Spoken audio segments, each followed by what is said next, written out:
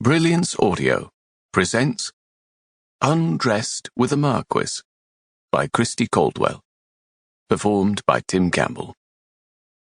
When Lewis Tooley was hanged, to the more merciless crowd's delight, and to the less hardened people's horror, the man's head popped right off. Thomas Winterly wetted himself the moment the bag was draped over his head. Or there was Mrs. Blythe Sturridge, who went purple, and whose strangulation was so slow that even the most ruthless gluttons for displays of violence called out for mercy on the half-mad woman's behalf. Now, having come to terms with these his final moments, contemplating each of those possible outcomes for his own demise, Dare felt more a detached curiosity about the end of his life. Unlike the ribald excitement that always filled the gallows on hanging day, there was a surprising quiet to the crowd, a somberness that didn't fit with the affair. He did a sweep of the thousands assembled, all faces blurring together, a swathe of tattered brown fabrics all blended as one into a blanket of sorts, comprised of the masses. Tears wetted the coal-smudged cheeks of many of the spectators. It spoke to his ungratefulness, because Dare should be grateful for those tokens, ones that indicated some out there would at least regret his passing. And yet, they were still the tears of strangers. They'd grieve over the loss of what he represented for the people here. There was one who might grieve, however, and as he looked out, it was her face he sought. The one who years and years earlier had urged him to the devil and said he was dead to her. The guard grunted. "It's time, Grey." He prodded Dare sharply at the centre of his back. Dare stumbled and pitched forward, managing to right himself. He steeled his jaw. He'd be damned if anything but that rope knocked him down.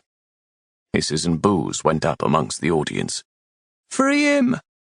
Those two words rolled slowly and quietly through the crowd, but then took on a steady beat until the crowd roared with demands for his freedom. And in the greatest of ironies, his guard shifted uneasily, moving closer to Dare. "Let's get on with it," the other guard shouted, his call barely rising above the deafening din. Catching Dare at both arms, they dragged him closer to that dais. He'd lied. He wasn't at peace. Sweat slicked his palms and coated his frame, vomit churned in his belly, and he swallowed rapidly to keep from retching before the thousands bearing witness. His gaze skittered frantically.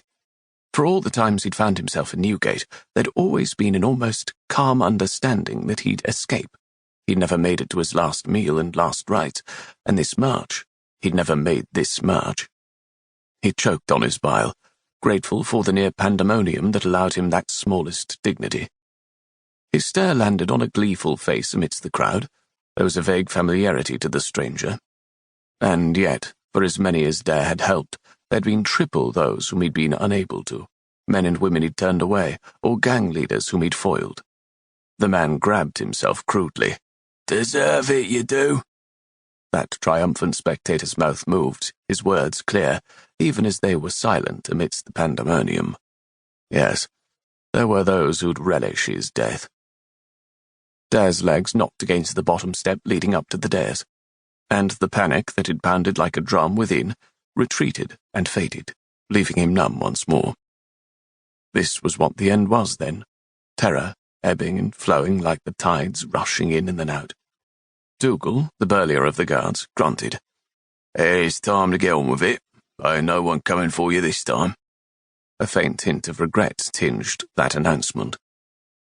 But then in the 13 times Dare had landed himself in Newgate for robbing some knob to give to the poor, he'd come to know many of the guards. Those same men had often helped coordinate the bribe which had seen Dare freed. This time, however, there'd be no escape. That reality did not erase Dare's gratitude for what this guard and others had done in his past. He briefly held the other man's gaze and nodded. "Thank you," for all the other men had done before this moment.